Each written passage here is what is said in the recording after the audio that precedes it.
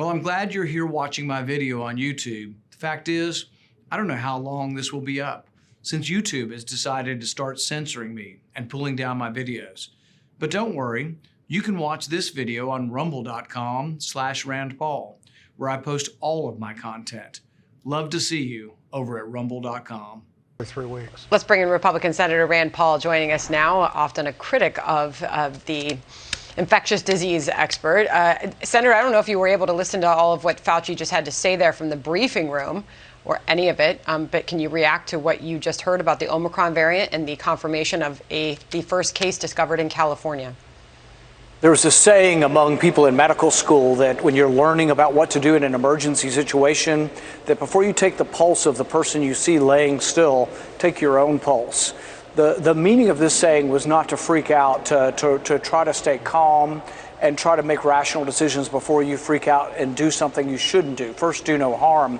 The same should happen here. We have something that is a new variant. It has many different mutations. It could be really, really bad, or it could be really, really mild. We really don't know the truth of that yet. We do know that initial reports from South Africa are showing mild symptoms.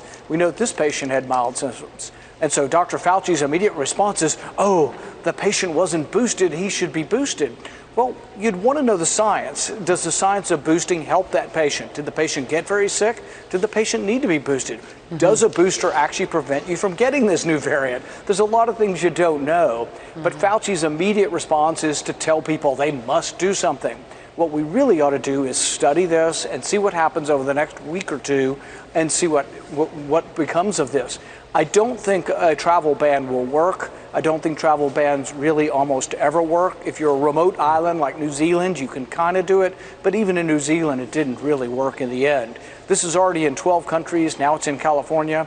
I think that the best thing to do is to find out how potent this is and then make rational, reasonable decisions, not by government, by every individual in America talking with their doctor and making their own individual decision. Dr. Paul, one thing we weren't told was what the age of this patient is. We were told that the disease progression was mild and improving, but that would be very significant if the person was 65 or 70 years old. If they're 30 years old, I mean, right. Most 30-year-olds. And if they're mild and improving, why would the gut reaction be that, oh, if the person had only been boosted? Well, it sounds like they're mild and improving, and now they've developed more immunity, and now they have immunity to the new variant. They're in a very good position. If you've been vaccinated to the wild variant, and now you have immunity to the brand new variant, you'd be in a good shape if you survive. The point I was trying to get around to is we heard prescriptions from Fauci just a moment ago, albeit fairly mild. It was just get vaccinated or get boosted. There was nothing else about mask wearing or back to social distancing or lockdowns or anything. But we will hear a much broader prescription tomorrow from the president when he lays out his plan to deal with Omicron. And my question is, Senator, do we know enough about it to be issuing any kind of prescription? Absolutely not. And it would be foolish to have any kind of public health policy come out tomorrow. Anything Biden says will be unsupported by any science. It will be basically his sort of gut protective, oh my goodness, government must do something. And in all likelihood, government will do the wrong thing. So we should wait, we should pause, we should study this. The first thing we need to know is this a worse variant or a less lethal variant? If it's a less lethal variant, this may be a lucky break for us. If it's a more lethal variant, then the main thing government can do is get out of the way of a new vaccine and also new monoclonal antibodies. There's an indication that you may need new monoclonal antibodies. But guess what? You don't need them if it's a mild variant. If it's a deadly variant, we're going to need new monoclonal antibodies and a new vaccine. Government could get out of the way to allow those to be developed. Instead, you got Fauci will want you to wear an extra mask, and he'll want to dictate that you can't go to church.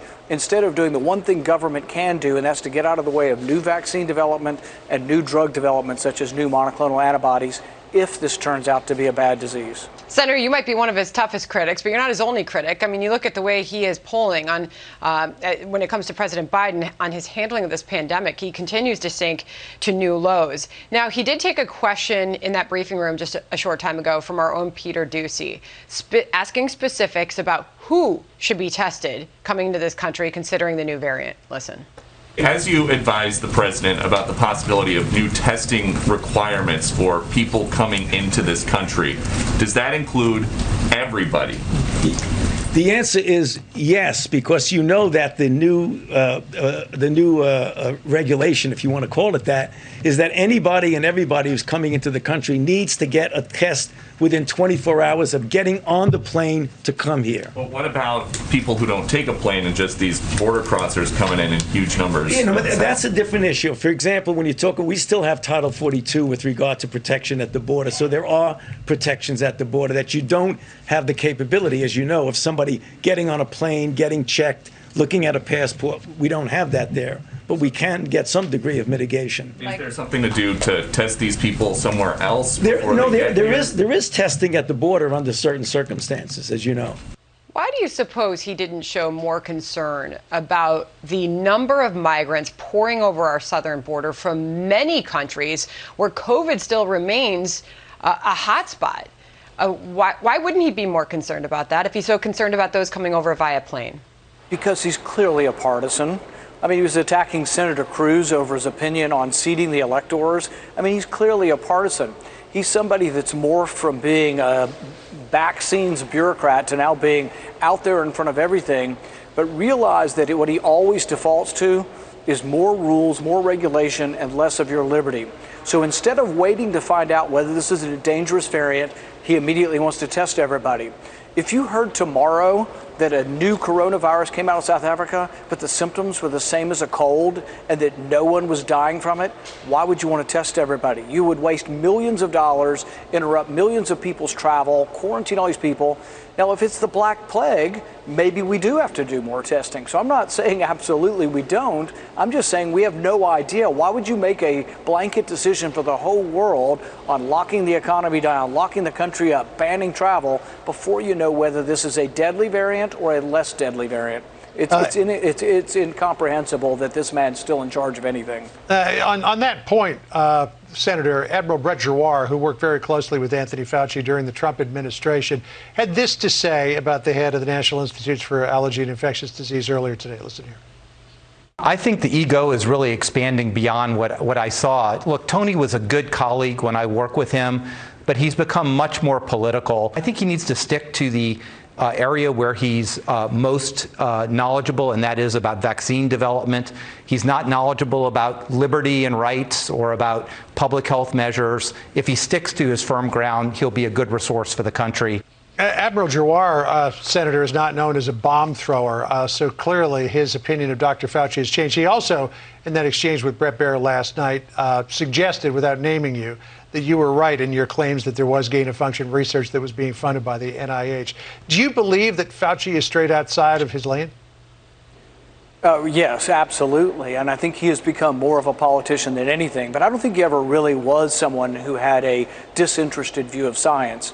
He's somebody who's worked his entire career for government. So he believes that government is the solution to every problem, and he is indifferent to your individual rights or liberty. But most of the things he's proposing really haven't worked. You know, more people have died this year from COVID than died last year. They all wanted to blame President Trump on this. The one thing government can do is get out of the way of vaccine development and drug development and let them come about quicker. I've been saying this for at least 6 months now, maybe 5 months. The Delta variant, as it took over, we should have quickly allowed the vaccine, a Delta variant vaccine, to come forward, and we might have been able to save many lives. Have you ever heard Dr. Fauci talk about a Delta variant vaccine? It's in trials, but if we treated this like the flu, we wouldn't go through trials each time. If it's the exact same technology, there'd be a very sped up, abbreviated process. We don't go through phase 1, 2, and 3 trials every year for the flu vaccine, and it comes forward. As long as it's voluntary, then people can make their own decision. This isn't the first time you've made that point, Senator. So why do you believe that's not happening? Why are they not adapting the COVID vaccine like they adapt the flu vaccine? I don't know, but I think the accusation could be made that the government has purchased a lot of the first vaccine and they haven't used it up yet. But that shouldn't be how we make decisions. It should be decisions based on, there should be a doctor out there. If I were your physician and you were 65 years old, I would say you want the Delta variant vaccine. You don't want the old one as your booster. And patients would probably say, oh, you're right. And then the marketplace would get that for them. But it has to be legalized. but they prevent it from being legalized. And I don't know if they have a self-interest in using up the first vaccine, but I do know that it's not good science. Today, Regeneron said that they're worried their monoclonal antibodies, which have been a great treatment for the wild variety and for the Delta variant, might not work. Now, we don't know yet. They'll test that over the next week or two, but let's say they don't. What we should be doing is saying to Regeneron, use your same technique. You'll have to do some safety studies, but it's not going to take you 6 months. We're going to get your new monoclonal antibodies approved within a month. And I think that's a reasonable thing as long as they're taken voluntarily. You don't mandate people take the treatment, but people will discover very quickly the therapeutic success, and they will clamor for this kind of treatment. But you don't get any of that from Fauci. He wants you to do stuff that don't work. Cloth masks have no utility. Cloth masks do not work. But that's what he's out there saying. Instead of let's speed up the vaccine approval and let's speed up monoclonal antibody approval, which could actually save lives. All right. Senator Rand Paul from the great state of Kentucky. Always good to get your take on things. Thanks for joining us today. Thank you. Appreciate it.